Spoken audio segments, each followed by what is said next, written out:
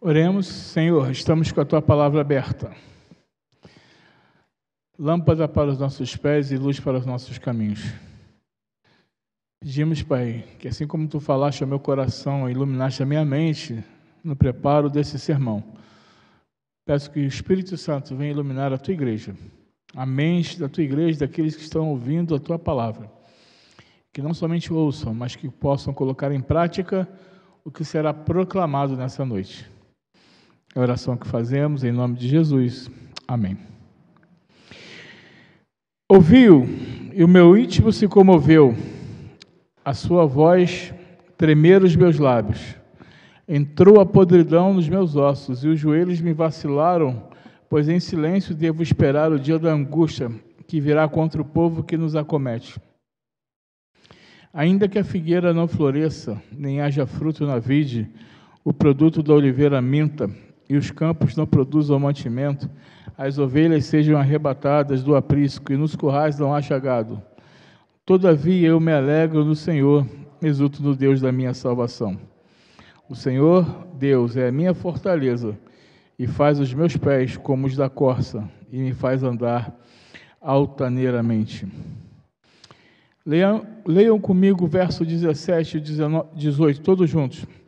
Ainda que a figueira não floresça, nem haja fruto na vide, o produto da oliveira minta, e os campos não produzam mantimento, as ovelhas sejam arrebatadas do aprisco, e nos currais não haja gado. Todavia eu me alegro no Senhor, exulto no Deus da minha salvação. Palavra do Senhor, irmãos.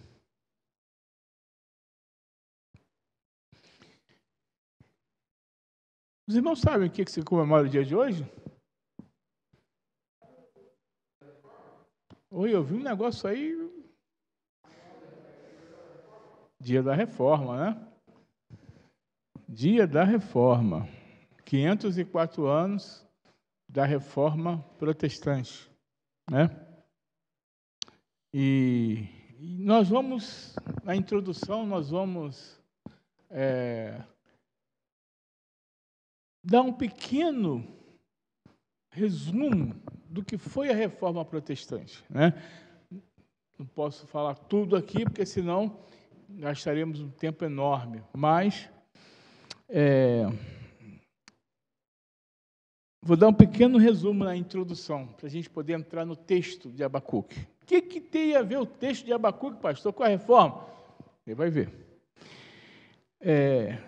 Lutero, sentado à escrivaninha, aproveita para fazer uma redação do prefácio para dar aos leitores uma retrospectiva de sua vida. A vida dele, de Lutero. E a cada vez que Lutero descreve a sua descoberta com uma nitidez impressionante, em seu prefácio ele afirma: eu não amava o Deus justo, que pune os pecadores. Ao contrário, eu odiava, mesmo quando, como monge, eu vivia de forma irrepreensível perante Deus e me sentia pecador, e minha consciência me torturava muito.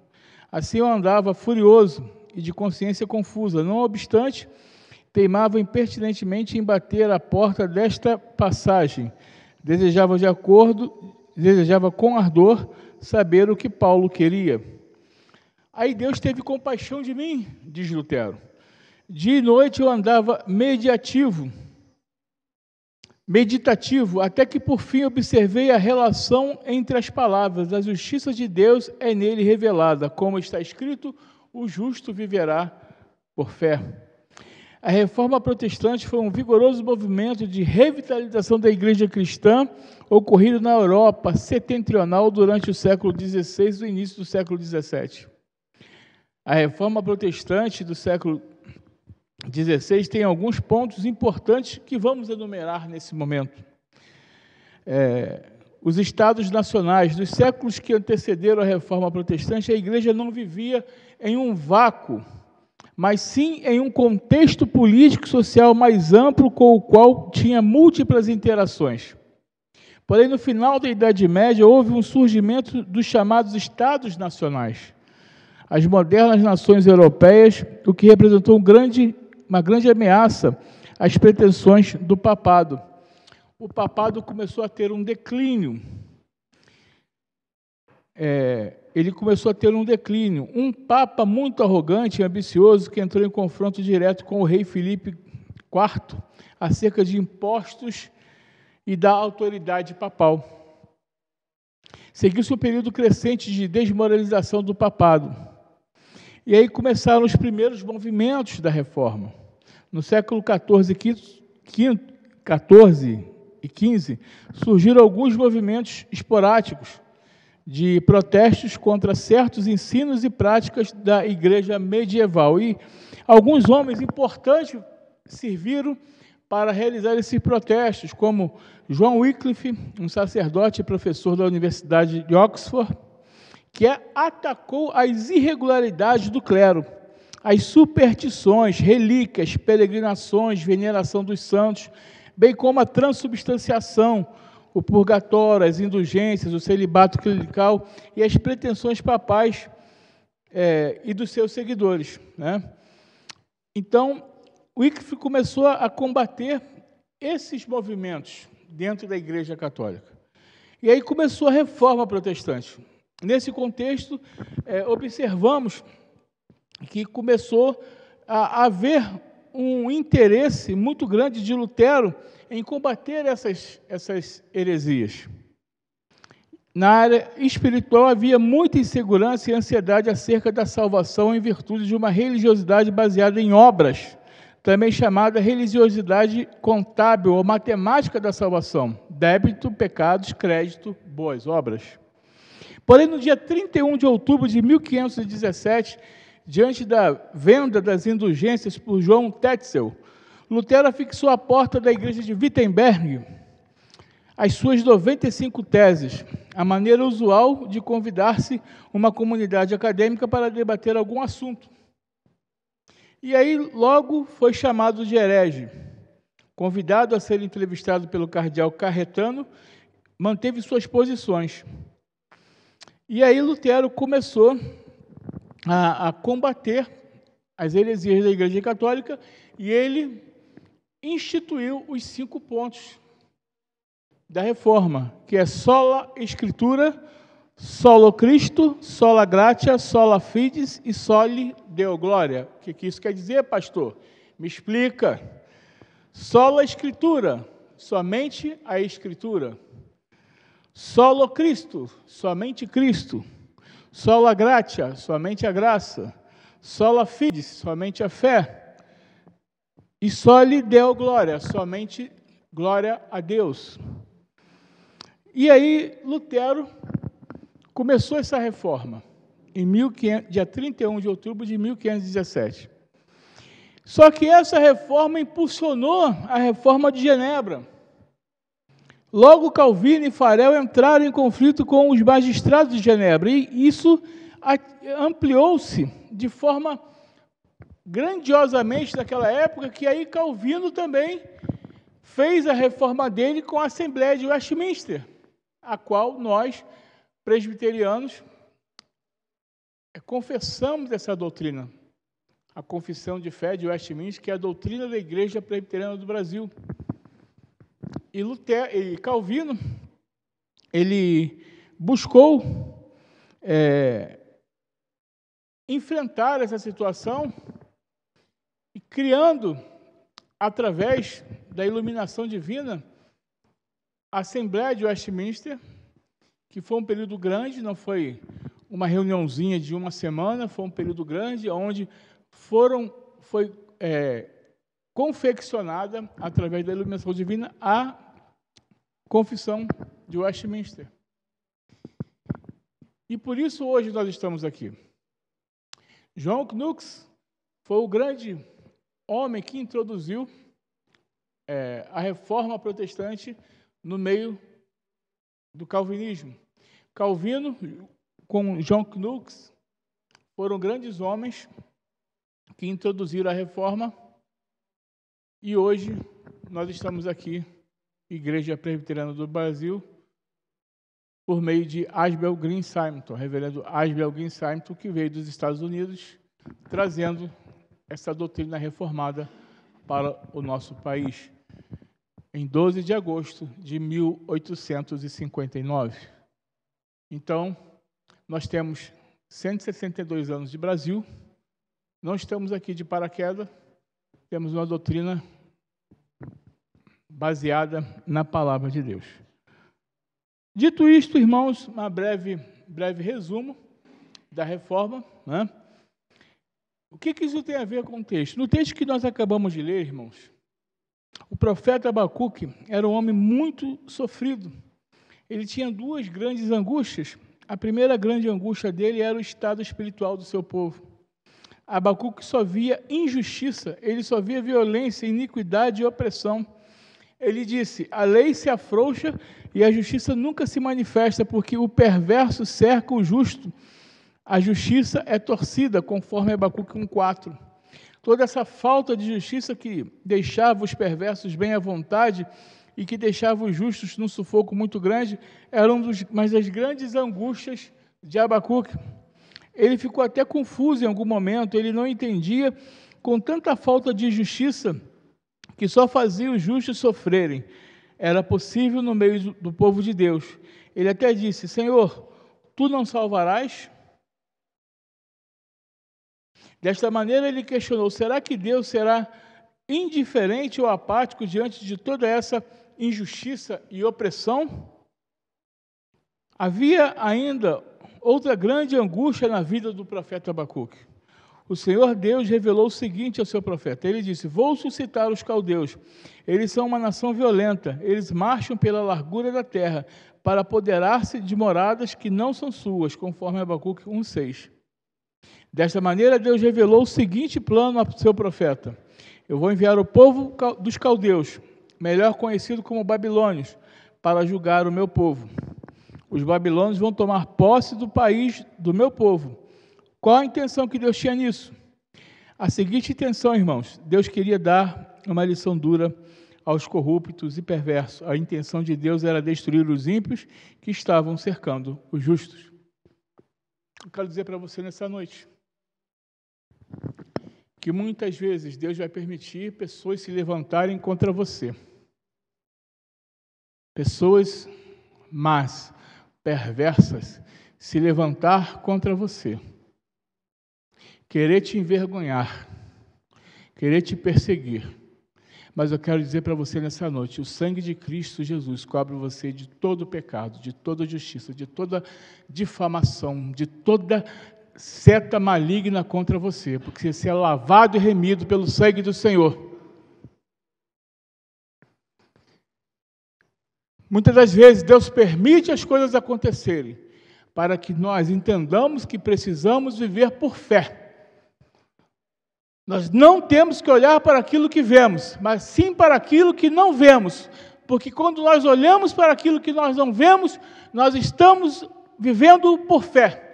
Independente da situação a qual você vive nessa noite, você que está em casa, você que está aqui, viva por fé, porque o sangue de Jesus te cobre de todo o pecado.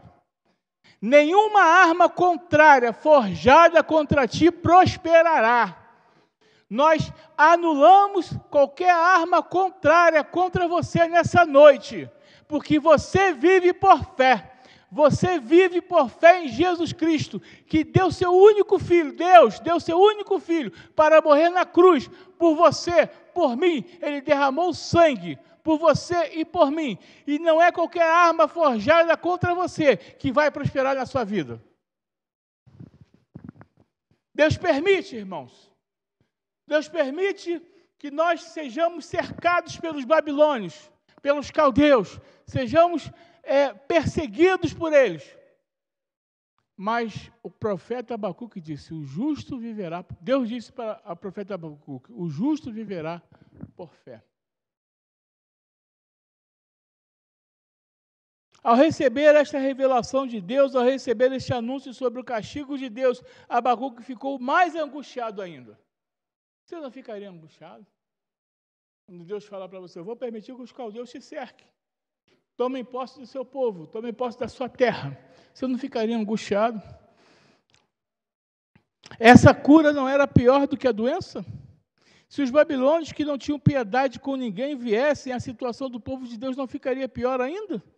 Podemos entender as angústias de Abacuque, irmãos? Podemos até ter experiências semelhantes, pois assim é a vida.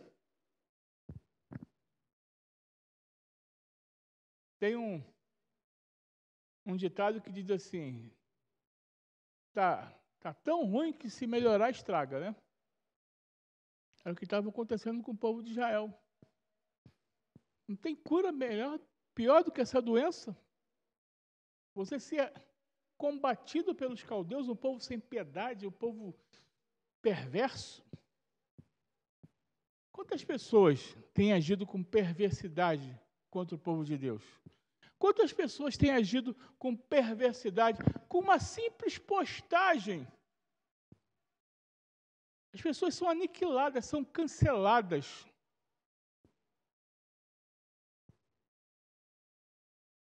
Mas o sangue de Jesus purifica de todo pecado, de toda injustiça, de toda arma contrária. Às vezes os filhos de Deus não veem mais uma saída, enquanto outros vivem bem, pois tornaram os bens ou salários dos outros, pois tomaram os bens ou salários dos outros. E aonde há soluções? Soluções não há, irmãos.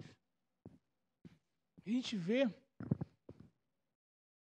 E aí eu vou dar um exemplo, no trabalho, na faculdade, ou qualquer outra coisa, você está ali fazendo certo, agindo corretamente, fazendo o que é devido, aí vem outro, passa a perna em você, que faz tudo errado, que está todo errado, mas o outro é beneficiado e você é deixado para trás. Eu digo para você nessa noite, o justo vive por fé. Não se sinta menosprezado, não se sinta deixado para trás. Tem um que está vendo todas as coisas e você vai ser honrado no momento certo, na hora certa, no lugar certo. Você vai ser honrado.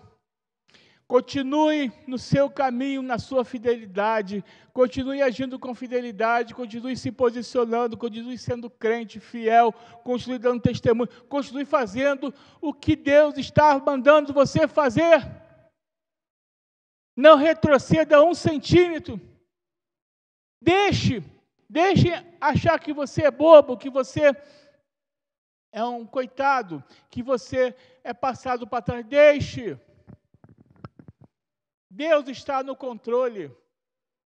Deus está no controle da sua vida, da minha vida, da nossa vida. E no momento certo Ele vai te honrar, mas você precisa se manter firme, fiel a Deus. Não murmure. Não reclame. Quer reclamar? Entra para o quarto, fecha a porta e fala com Deus. Fala só com Ele. Fala, Senhor, está difícil, mas eu estou aqui. Estou pronto a te seguir. Não abro mão dos meus princípios. Não abro mão das minhas convicções. Eu tenho um amigo lá no Rio, que eu acho ele muito engraçado. Ele foi meu gerente no banco. E ele falava assim, ele era aquela pessoa assim meio taxativa, né? Aí eu liguei para ele, já liguei umas 2 vezes para ele. Falei, meu amigo, tudo bem? Sabe o que ele está falando? Ele, essa voz eu conheço. Aí ele falou assim, quem é? É o Anderson? Falei, acertou. Mas eu ligo para ele por telefone fixo, né? Ele não tem celular. E eu falei, meu amigo, por que você... Eu vou continuar com as minhas convicções, não vou dobrar essa tecnologia. Se quiser, ligue para o meu telefone fixo. Não quero celular, não vou me dobrar a isso, não vou me dobrar ao que a sociedade impõe. Eu não quero telefone celular. Eu passo dificuldade, se eu tiver que pedir uma quentinha, eu tenho que ligar, porque não tem como ter WhatsApp e tal. Mas eu não abro, irmãos, isso chama-se convicção. Isso chama-se, e nós precisamos ter convicção. Nós não podemos banalizar o Evangelho. Nós estamos em tempo de definição, irmãos. Ontem eu comi um negócio em casa, aí essa coisa que eu como, que eu gosto, que eu faço, uma especialidade minha, ou você come ela quente ou fria. E quando eu fui comer, ela estava morna. E eu falei para ela assim, amor, morna não dá. Ou tem que ser quente ou frio. Ela falou assim, porque senão você vomita, né? Eu falei, exatamente.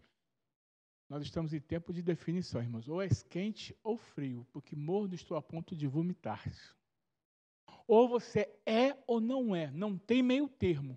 Jesus, ele é o caminho, ele é a verdade, ele é a vida. Ninguém vai ao Pai senão por ele. Não existe outro caminho. Você pode sair por aí por outro caminho, você vai estar quebrando a tua cara. Porque ele é o caminho. És quente ou frio, porque morno estou a ponto de vomitar-te. Não tem meio termo. Ou você é ou não é. Ou você está na casa de Deus, adorando ao Senhor, adorando no reino de Deus, ou você está fora. Não tem meio termo. E nós precisamos ter esse entendimento. Seja convicto, não abra mão dos princípios da palavra de Deus. Não abra mão do que a palavra nos ensina. Estamos iniciando domingo passado a classe Catecúmenos.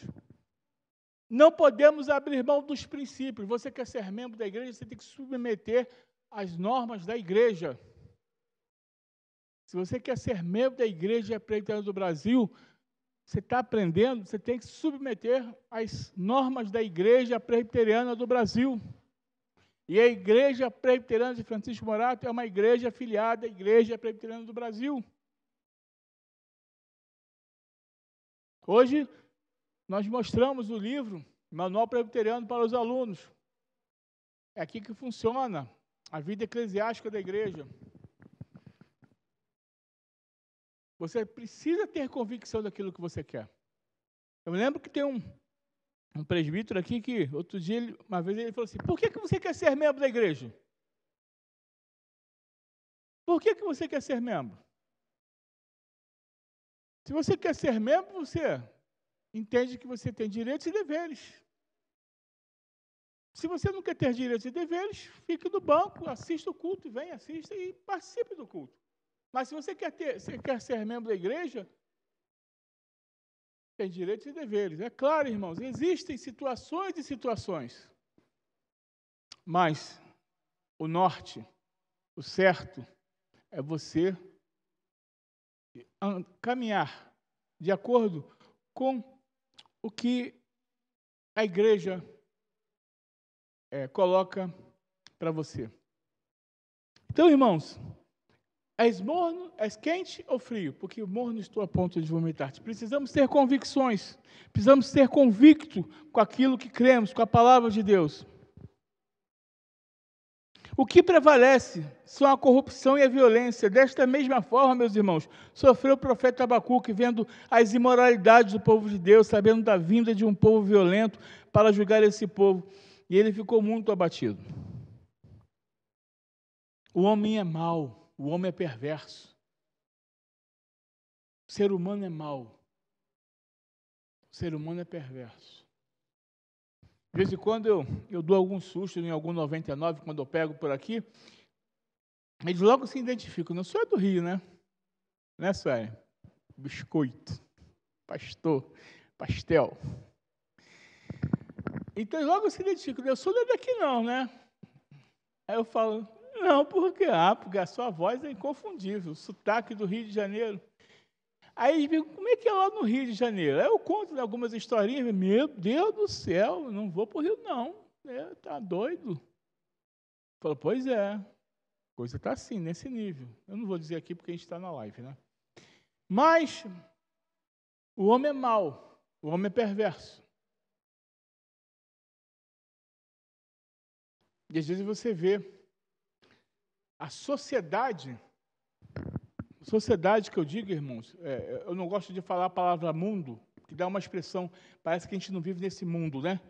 É o mundo à parte, não, é a sociedade, eu gosto de falar a sociedade. A sociedade quer nos impor goela abaixo coisas que a igreja não concorda, que a palavra de Deus não concorda. E nós não podemos abrir mão desses princípios bíblicos. Nós amamos o pecador, amamos as pessoas, mas não podemos concordar com as práticas. Não podemos concordar com o pecado. E nós precisamos ter esse entendimento.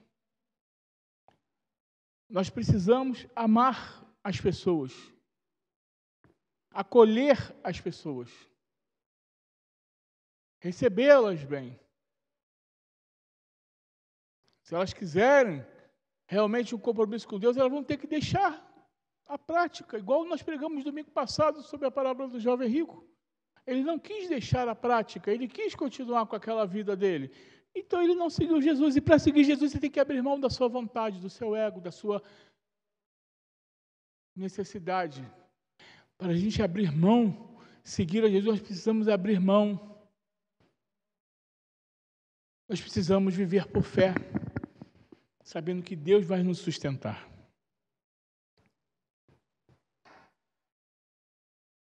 Ele não via mais soluções, então o que ainda podia fazer? Ele não podia fazer mais nada senão orar a Deus. Todos os caminhos ficaram bloqueados, meus irmãos, mas o caminho para Deus está sempre aberto.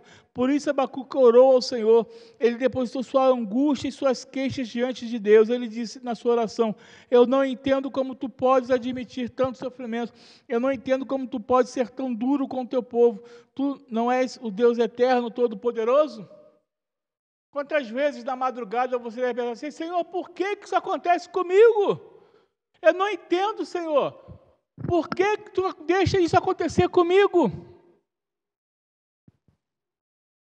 Não pergunte o porquê, pergunte para quê. Não pergunte o porquê, e sim o para quê. Porque Deus está te ensinando alguma coisa. Alguma área da sua vida, Deus está te ensinando.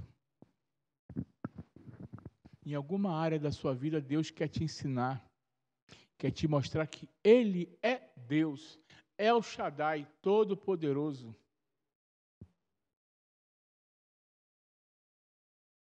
Creia em alguma área. Então, depois de ter orado muito, Abacuque disse consigo mesmo: vou vigiar para ver o que Deus me dirá e que resposta terei à minha queixa, conforme Abacuque 2:1. Então, meus irmãos, veio uma resposta do Senhor, o Deus eterno, todo-poderoso, e diz a seu servo Abacuque: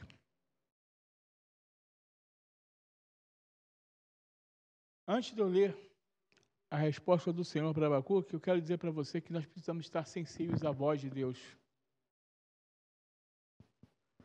Você precisa estar sensível ao que Deus fala contigo. Como está a sua intimidade com Deus? Como está o seu dia a dia com o Senhor? Como está a sua vida com Deus? Você chega em casa, você passa o seu dia, você fala: Senhor, hoje eu fiz algo que não te agradou, me perdoa. Porque a nossa vida, irmãos, é uma vida de constante pedir perdão ao Senhor. Nossa vida é um constante, não é só pedir perdão aqui na igreja, no culto solene, não. Nossa vida é todo dia: Senhor, tem misericórdia de mim, miserável homem que sou, eu não sou bom, eu preciso cada dia melhorar. E eu quero fazer uma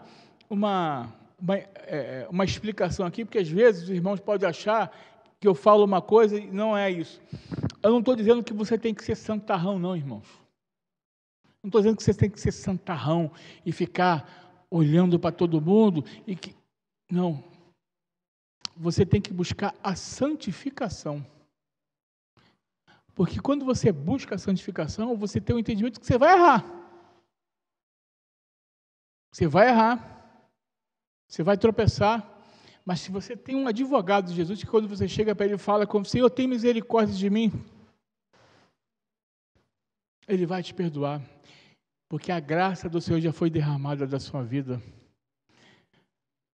A graça do Senhor Jesus já está derramada sobre a tua vida. Você já recebeu o favor imerecido do Senhor. E você tem o perdão do Senhor sempre.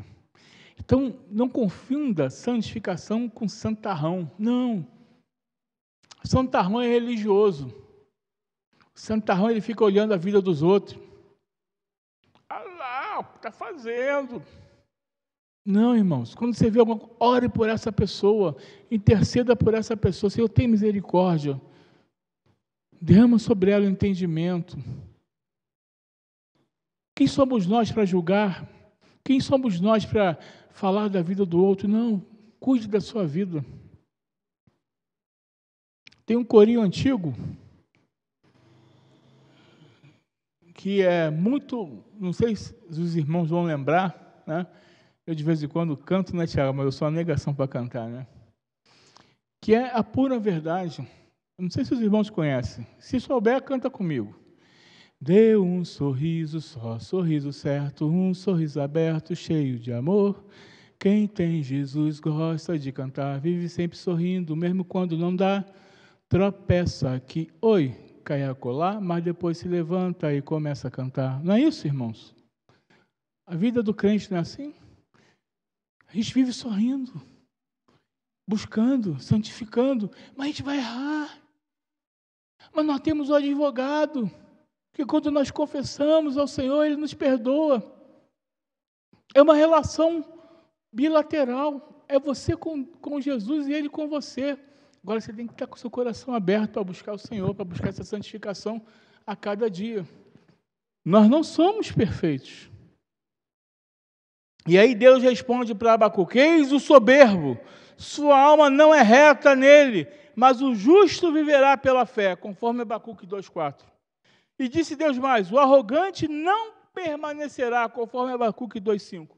Ou seja, irmão, se aquela pessoa que eu falei lá atrás, você acha que ela está se sentindo a melhor, está passando a perna em você, que ela está se beneficiando, não vai permanecer, irmãos.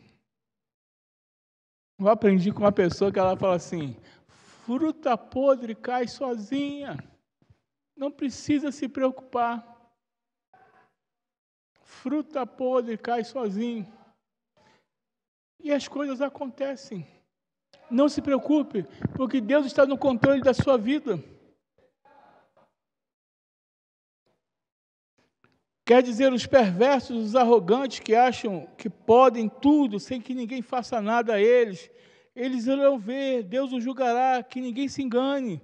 Desta maneira, Deus também prometeu julgar os babilônios. Aqueles babilônios tinham a tarefa de castigar o povo de Deus. Sim, tinham, mas tudo debaixo do controle de Deus. Mas eles próprios receberiam o seu castigo merecido também, porque toda a terra vai ter que se calar diante de Deus. Toda a terra se prostrará, se ajoelhará e reconhecerá que Jesus Cristo é o Senhor. E eu quero dizer para você, irmãos, Jesus está voltando. Jesus está voltando. Se liga. As coisas estão acontecendo. Estão acontecendo muito rápidas. Jesus está voltando. Mas Ele vai voltar para buscar a igreja dele. E eu estou nessa igreja. Você está? Diga amém. Nós estamos na igreja, porque nós somos a igreja militante, invisível, que vamos subir e reinar com o Senhor Jesus para todo sempre. Nós precisamos estar atentos aos sinais de Cristo. Nós não somos desse mundo, irmãos. E nós precisamos estar atentos. Chegará o momento que a igreja começará a ser perseguida. Isso não está muito distante. E nós precisamos estar atentos, convictos, porque o dia que baterem nessa porta e proibirem o culto, quem é que vai ficar?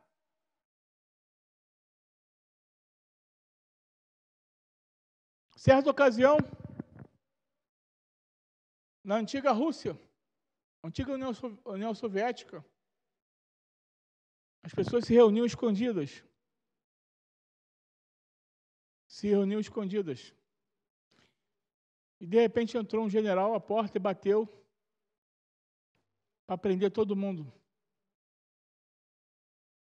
E ele virou e falou assim, olha, entrou com os soldados dele, falou assim, olha, eu estou aqui para prender vocês e executá-los. Mas eu vou dar uma chance. Vou dar uma chance para vocês. Meus soldados estão com os olhos abertos. Eu vou fechar os olhos, mas eles estão com os olhos abertos.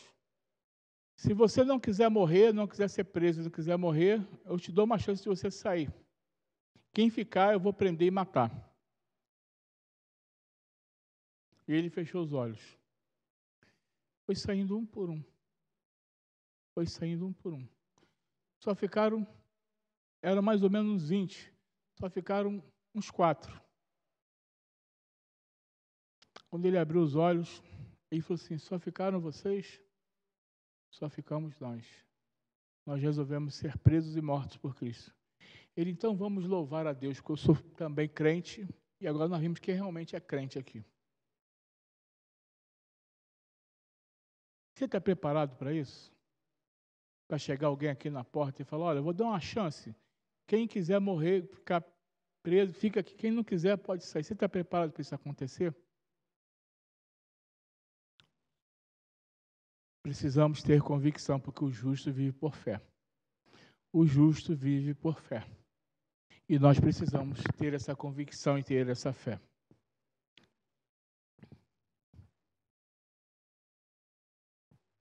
E mais, Deus salvará os humildes que confiam nele.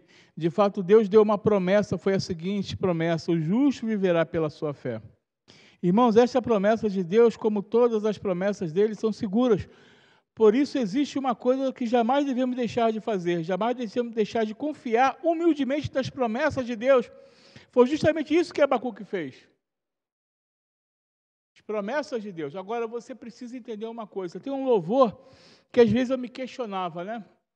Eu não sei cantar, eu só vou dizer uma frase. Eu não morrerei antes que as promessas de Deus se cumpram na minha vida. Não tem esse louvor? Eu não morrerei.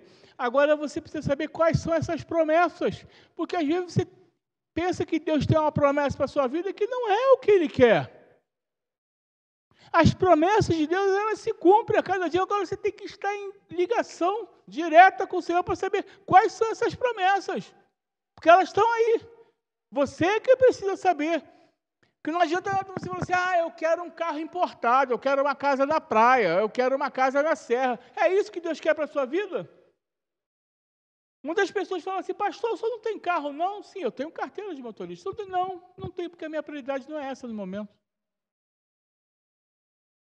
Eu não tenho essa prioridade de ter carro. Você precisa entender e estar ligado qual é a promessa que Deus tem para a sua vida. Porque você não vai morrer antes que as promessas de Deus se cumpram.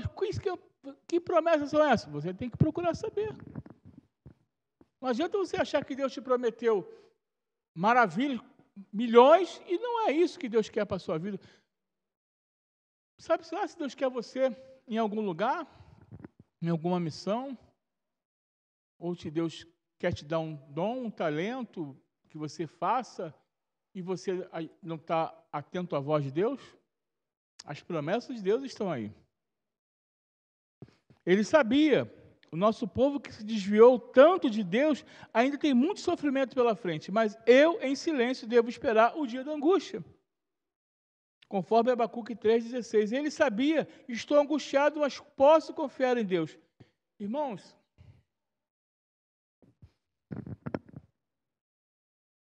nós vivemos o evangelho, às vezes, raso, superficial. Nós vivemos o evangelho superficial e raso. A gente vem na igreja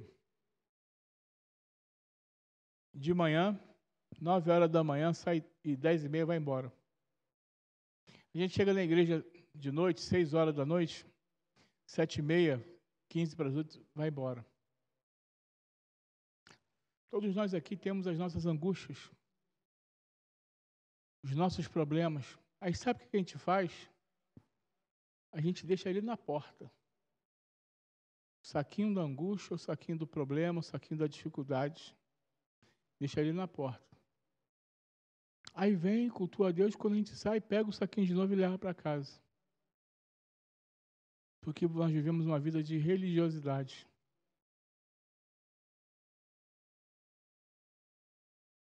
Eu vou ser honesto aqui, eu vou dar o crédito, tá? É minha esposa que falou isso. Nós precisamos nos envolver com Cristo. Precisamos entrar com esse saguinho da angústia. Senhor, eis-me aqui, faz uma obra na minha vida. Transforma-me. Nós acabamos de cantar aqui, porque tudo que há dentro do meu coração necessita ser mudado. Você quer realmente ser mudado? Traga seu saguinho da angústia, do problema, e bote aqui dentro, Senhor, transforma, muda, tira essa angústia do meu ser. Tenha comunhão. Tenha empatia pelo outro. Busque ao Senhor enquanto se pode achar, invocai enquanto está perto, porque Deus está falando à sua igreja.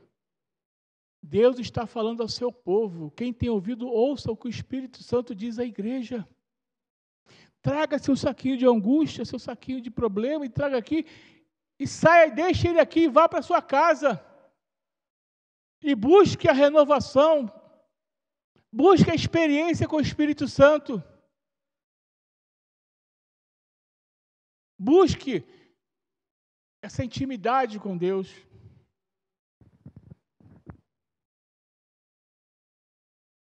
Não deixe. E outra coisa importante que eu quero dizer para você. Na sua mente, no seu interior, só o Espírito Santo pode falar. Converse com o Espírito Santo.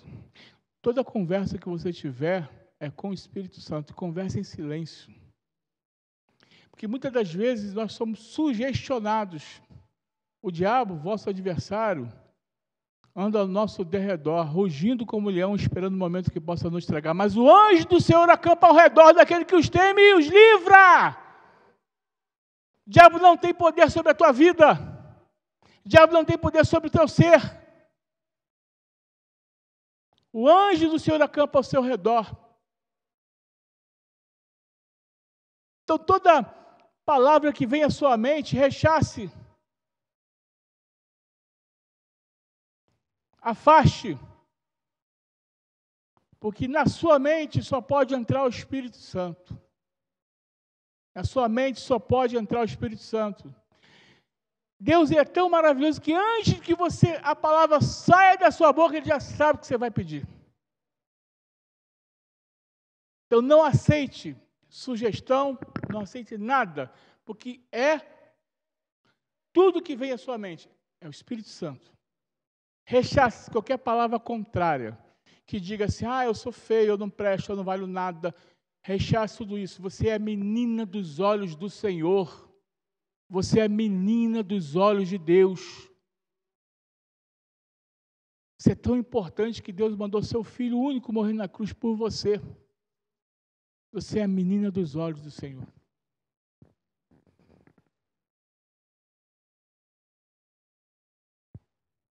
Irmãos, nós também sofremos as dificuldades que Abacuque sofreu. Ficamos angustiados, passamos por dificuldades, mas foi aquilo que eu falei, entre aqui, traga seu problema e sai daqui sem ele. A vida pode ser tão difícil para os filhos de Deus que eles ficaram abatidos e deprimidos. Podemos sofrer tanto pelas aflições que existem ou pelas faltas de futuro, que chegamos a questionar a presença de Deus em nossas vidas. Sim, às vezes questionamos, mas saiba que Ele está presente. Quem conhece a parábola da pegada da areia? Uma irmã ali conhece, o pessoal ali conhece, né? Quem conhece? Levanta a mão, irmão, para eu não contar de novo. Tem gente que não conhece, né? Vou resumir. Uma pessoa ia andando na areia. Ela vai para trás e tinha a pegada dela e a outra pegada, que ela não via. Chegou um momento em que ela olhou para trás e só tinha duas pegadas. E ela começou a reclamar, poxa, Deus me abandonou, ele falou que ia estar comigo em todo momento, ele me abandonou e tal. Quando ela chegou no trajeto final dela, aí a segunda pegada apareceu. Ela falou, poxa Deus, na hora que eu mais precisei do Senhor, o Senhor desapareceu. Não, eu te peguei no colo e carreguei. A pegada que você estava vendo era minha, eu te peguei no colo e te carreguei. Às vezes você pensa que Deus se afastou de você. Não, Deus está te carregando no colo, meu irmão. Deus está te carregando no colo. Deus está te levando no colo. Ele não te largou, não. A gente pode até entrar em desespero, quando só vemos dificuldade, quando não vemos mais perspectiva de luz nenhuma. Mas tudo isso, irmãos, não devemos deixar de ter fé em Deus, pois temos as promessas dele. O justo viverá pela fé. Cristo nos prometeu a vida eterna. Essa promessa de Deus é segura. Devemos sempre confiar nessa promessa. Olha como era a situação de Abacuque. Ele sabia que o povo dos babilônios vinha julgar, mas ele nunca desacreditou de Deus. As aflições deste presente não se compararão à glória que será revelada em nós, como está em Romanos 8,12. As aflições que você vive não se comparam à glória eterna que Deus tem para a sua vida. Esta é a verdadeira fé, a fé que confia em Deus, independente das circunstâncias da nossa vida. Abacuque sabia, tenho muito sofrimento pela frente, o meu povo tem muito sofrimento pela frente. Não haverá mais paz, e se guerra, o sofrimento será enorme. Haverá fome, desemprego, miséria total. Tudo está ruim e vai ficar pior ainda. As mesmas dificuldades e sofrimentos podem acontecer também conosco. Muitos sofrem por causa da corrupção do outro. Muitos vivem gemendo enquanto experimentam o que Abacuque experimentou. A justiça nunca se manifesta. Você acha isso, mas Deus está no controle. Não devem jamais parar de louvar ao Senhor Deus, pois Cristo é o nosso Salvador. Ele prometeu nos salvar e nos livrar de toda a nossa miséria. E eu quero dizer para você, se está doendo, louve ao Senhor. Está chorando, louve ao Senhor. Está passando pela adversidade, louve ao Senhor. Ah, pastor, mas é difícil, pastor. Eu sei que é, porque eu também choro, eu também sinto dor. Eu também passo pela adversidade, eu não sou melhor do que ninguém, não, irmãos. Eu não sou o supra-sumo, eu sou um ser humano comum qualquer, que tem as minhas dificuldades, tem as minhas demandas. Mas eu vivo por fé. Eu vivo por fé. Porque eu sei que maior é aquele que está em mim do que aquele que está no mundo, a saber, Cristo Jesus. Ele é maior.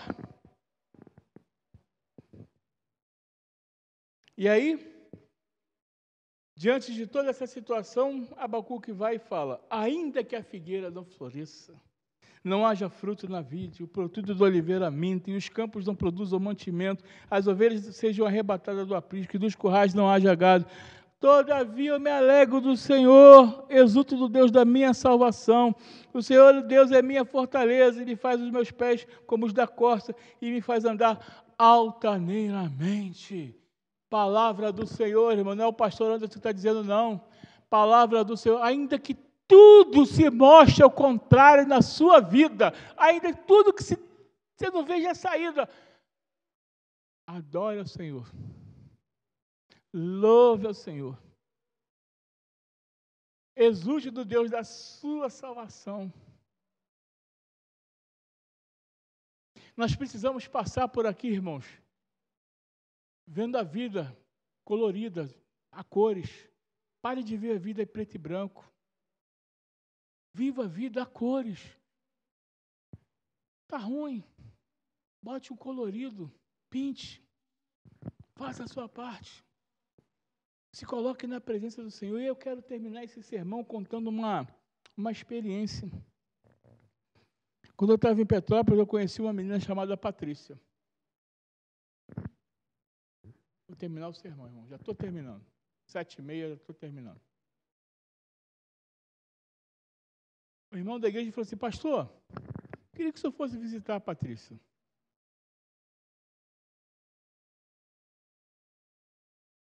Aí, fomos lá visitar a Patrícia. Em Petrópolis, ela tem uns lugares que são, eu esqueci o nome, é como se fossem umas escadarias enormes. Você chega, você sobe, e vai subindo, e você tem que parar no meio para respirar e continuar subindo. Pessoal, eu e a Selma fomos visitar lá um menino, lá uma família. Quando as pessoas compram geladeira, máquina de lavar, junta a comunidade para subir, porque as empresas não entregam lá. Então, é mais ou menos assim, uns 250 degraus de subida, e sem corrimão. Não tem corrimão, entendeu? Então, assim, é tudo muito alto mesmo. E lá fui eu visitar essa menina. Cheguei lá, irmãos, eu tive que sentar. Porque a Patrícia, ela fazia jiu-jitsu, professora de educação física, e aí apareceu um probleminha nela, ela teve que operar. Ela teve que operar e houve um erro médico, ela ficou com parte do corpo todo paralisado. Todo. Parou tudo. E aí quando eu cheguei lá, para visitar, que eu vi aquela cena, eu sentei na cama para não passar mal. Porque a cena era muito difícil, muito triste. E eu fui ali para dar uma palavra para aquela jovem. Fui ali para dar uma palavra para aquela menina. Lugar alto, como esse que eu falei, que eu descrevi. E ela falou assim: pastor, eu vivo por fé.